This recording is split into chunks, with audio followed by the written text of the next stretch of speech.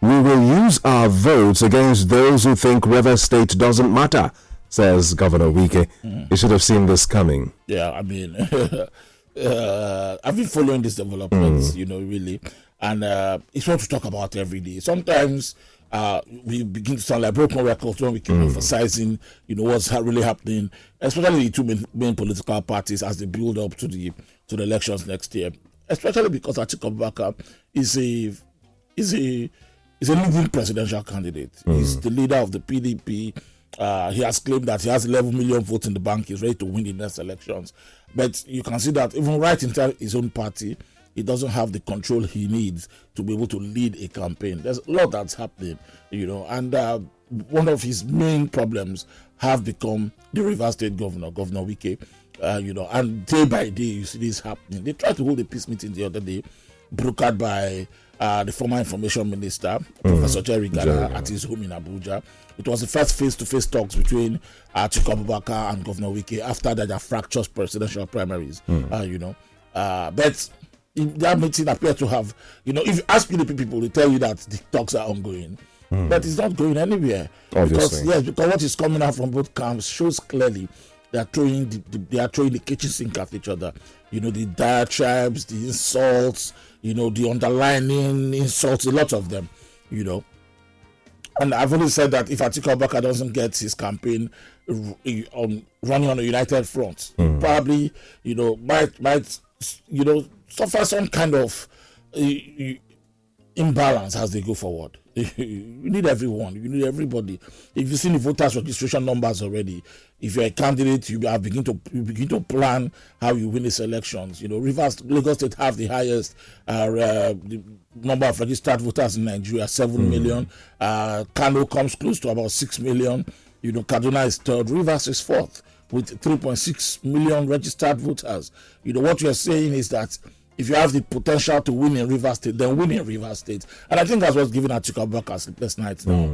The fact that Rivers State appears to be like a double-edged sword for him now. What do I do with Governor Wike and this relationship with him and move forward with other politicians in the state, or try to placate him and then bring him on my side? This Atiku's complete dilemma. I don't know how he's going to deal with it, but it's really existential and it's threatening at their campaign. The PDP was supposed to hold a national caucus meeting tomorrow, Wednesday, and then the next meeting Thursday. They've cancelled both events, because that the Wike group, as they call themselves, are insisting that 𝐒𝐭𝐴 must go.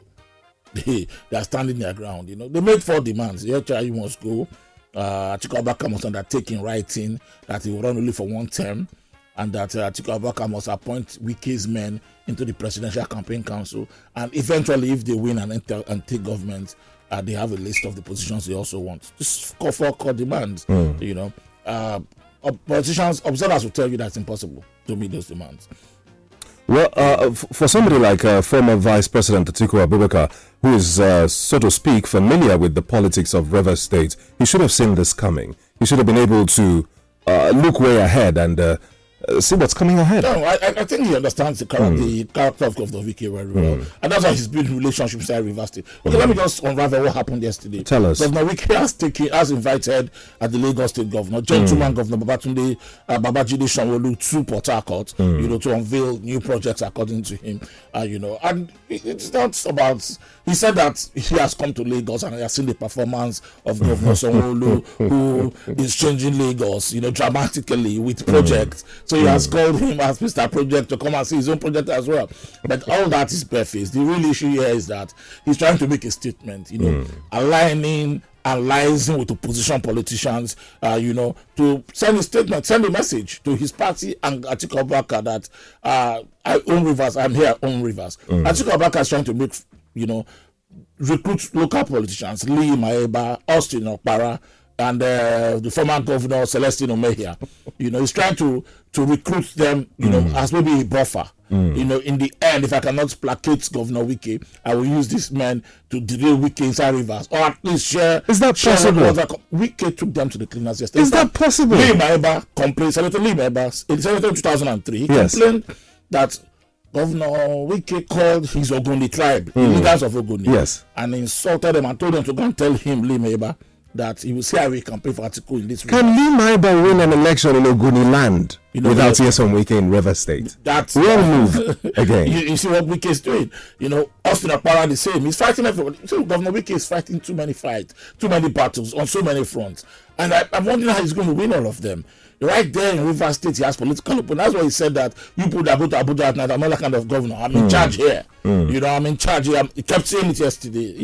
One of the big events of yesterday was Governor Sanwo-Olu's handling of a tense political situation that Governor Wike had dragged him into. Usually that kind of event, you hear some political comments, some stories about 2023, but Governor Sanwo-Olu kept it on the cool. He simply talked about political affiliations, going beyond politics of bitterness, to friendships of delivering good dividends for the people, like the bridge he had come to commission, and he kept it that cool. Decent governor. That's why sometimes people have said that for Governor Sanwo-Olu in Lagos is a non-contest, because his style of politics is gentlemanly, the way he, means that he's simply going to run a second term in Lagos without much opposition. Really, there seems to be no opposition in this state for him.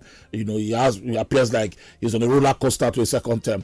So when he was invited by Governor Wike, people thought that he would make those kind of exploitative comments, or even explosive ones you expect from some governors. Yeah, he did not. He made a gentleman. Yeah, he just made his gentleman speech and left the town. Interesting. The PDP and Atiku Abubakar and Governor Wike, these are very challenging times for them. And people have advised Atiku Abubakar to call Wike's bluff. Another person who had made that advice yesterday was Governor Sule Lamido, former governor of Jigawa. He said it's time for Atiku to call Wike's bluff. Atiku should not enter into any sort of agreement with Wike.